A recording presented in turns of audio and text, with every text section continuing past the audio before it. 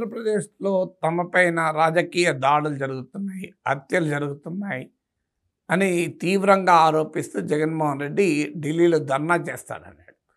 So, రాజకీయ పార్టీలకు నిరసన తెలిపే హక్కు ఎప్పుడైనా ఉంటుంది. దాంతో పాటు ఆయన రాష్ట్రపతి పాలన డిమాండ్ చేశాడు. అసలు రాష్ట్రపతి పాలన అనేది ఆర్టికల్ 356 భారత రాజ్యాంగంలో ఉన్న ప్రొవిజన్. ఇది చీటికి మాటికి ఎన్నికైన రాష్ట్ర ప్రభుత్వాలను తొలగించేందుకు ఉపయోగించకూడదు. గతంలో జగన్మోహన్ రెడ్డి పైన ఇదే ఆరోపణలు చేస్తూ తెలుగుదేశం అప్పుడు కూడా రాష్ట్రపతి పాలన కావాలని డిమాండ్ చేశారు. అప్పుడైనా ఇప్పుడైనా నా స్టాండ్ ఏంటంటే రాష్ట్రపతి పాలన డిమాండ్ చేయడం అనేది అన్కాన్స్టిట్యూషనల్. రాజ్యాంగం ఎస్ఆర్ బొమ్మాయి కేసులో సుప్రీంకోర్టు క్లియర్గా తీర్పు చెప్పింది. కాన్స్టిట్యూషనల్ బేసిస్ లేకుండా రాష్ట్రపతి పాలన విధిస్తే కోర్టులు సమీక్షిస్తాయని ఎస్ఆర్ బొమ్మాయి కేసులో సుప్రీంకోర్టు హిస్టారిక్ వర్డిక్ట్ ఉంది. ఏ కాన్స్టిట్యూషనల్ బేసిస్ అంటే ఏంటి? లా అండ్ ఆర్డర్ ఇష్యూ పైన రాష్ట్ర ప్రభుత్వాన్ని తొలగించరు. అలా అంటే మరి కేంద్ర పాలిత ప్రాంతాల్లో లా అండ్ ఆర్డర్ ప్రాబ్లమ్స్ అప్పుడు ఏం చేస్తారు? కేంద్ర ప్రభుత్వంతో రద్దవుతుందా? లేక రాష్ట్రపతి పాలనలో జమ్మూ కాశ్మీర్ ఉంది, అక్కడ తీవ్రవాద దాడులు జరగడం లేదా? మరి కేంద్ర ప్రభుత్వం రద్దు చేస్తున్నారా? కేంద్ర ప్రభుత్వము రాష్ట్ర ప్రభుత్వము రాజ్యాంగ రీత్యా వేరు వేరు వ్యవస్థలు, స్వయం ప్రతిపత్తి కలిగిన వ్యవస్థలు.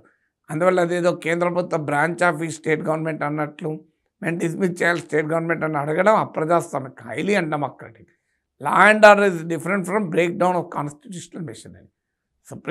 మీకు రాజ్యాంగంలో ఉన్నది ఏంటంటే breakdown of constitutional machinery. రాజ్యాంగ యంత్రాంగం విఫలమైతే అప్పుడు రాష్ట్రపతి పాలన విధించవచ్చు. కానీ ఇప్పుడు జరుగుతున్నది breakdown of constitutional machinery కాదు. లా అండ్ ఆర్డర్ ప్రాబ్లం ఉండవచ్చు, కానీ పొంగనూరులో వైసీపీ నాయకుడు రెడ్డప్ప, మిథున్ రెడ్డి మేకి తెలుగుదేశం కార్యకర్తలు వెళ్ళారు కదా, రాజ్యాంగం ఇక విఫలమైంది అని చెప్పి రాష్ట్రపతి పాలన పెట్టమనగలరా? రాష్ట్రపతి ప్రెసిడెంట్ రూల్ అనేది break down of constitutional machinery ఉన్నప్పుడు మాత్రమే జరగాలి. ఇది సుప్రీంకోర్టు తీర్పులు కూడా ఉన్నాయి. అందువల్ల ఇది unconstitutional. It doesn't make political sense. రెండవది, ఎందుకంటే కేంద్రంలో అధికారంలో ఉంది ఎన్డీఏ కూటమి, రాష్ట్రంలో అధికారంలో ఉన్నది ఎన్డీఏ కూటమి. ఎన్డీఏ కేంద్ర ప్రభుత్వం ఎన్డీఏ రాష్ట్ర ప్రభుత్వాన్ని తొలగిస్తుంది ఎక్కడైనా. సో ఈ డిమాండ్ పెట్టడం వల్ల ప్రయోజనం ఏమైనా ఉంటుందా? నరేంద్ర మోడీ వెంటనే జగన్ చెప్పాడు కదా అని చంద్రబాబు నాయుడు డిస్మిస్ చేస్తారా? సో ప్రాక్టికల్గా పొలిటికల్ సెన్స్ కూడా లేదు. ఇక మూడవది కామన్ సెన్స్. నిన్నగాక మొన్న ప్రభుత్వం అధికారంలోకి వచ్చింది, 164 మంది ఎమ్మెల్యేలు ప్రజలు తీర్పు చెప్పి గెలిపించారు. వెంటనే నువ్వు రాష్ట్రపతి పాలన పెట్టడం అనేది ప్రాక్టికల్గా సాధ్యమా? అది ప్రజల తీర్పును దెబ్బతీయడం కాదా? అందువల్ల జగన్మోహన్ రెడ్డి తమ పార్టీ వాళ్ళపై దాడులు జరుగుతున్నాయనుకున్నప్పుడు దాన్ని అనేక రూపాలు ఎదుర్కోవచ్చు. రాష్ట్రపతి గవర్నర్లకు నియంత్రించమని నివేదించవచ్చు, పార్లమెంట్లో రైజ్ చేయవచ్చు, అసెంబ్లీలో కూడా తమకున్న 11 మంది సభ్యులతో రైజ్ చేయొచ్చు, ప్రజలను సమీకరించి నిరసన తెలపచ్చు, వేల లక్షల ప్రజలు సమీకరించి కోర్టులకు వెళ్ళి ఉపశమనం పొందవచ్చు.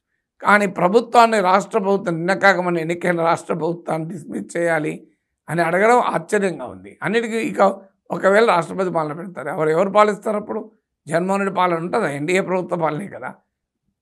అంటే రాష్ట్రంలో ఎన్డీఏ ప్రభుత్వ పాలనపై కేంద్రంలో ఎన్డీఏ ప్రభుత్వ పాలన రావచ్చా?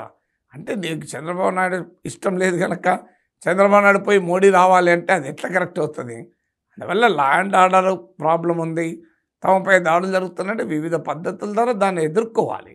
అది వదిలేసి రాష్ట్రపతి పాలన విధించాలని అన్డెమోక్రటిక్ డిమాండ్ పెట్టడం కరెక్ట్ కాదు.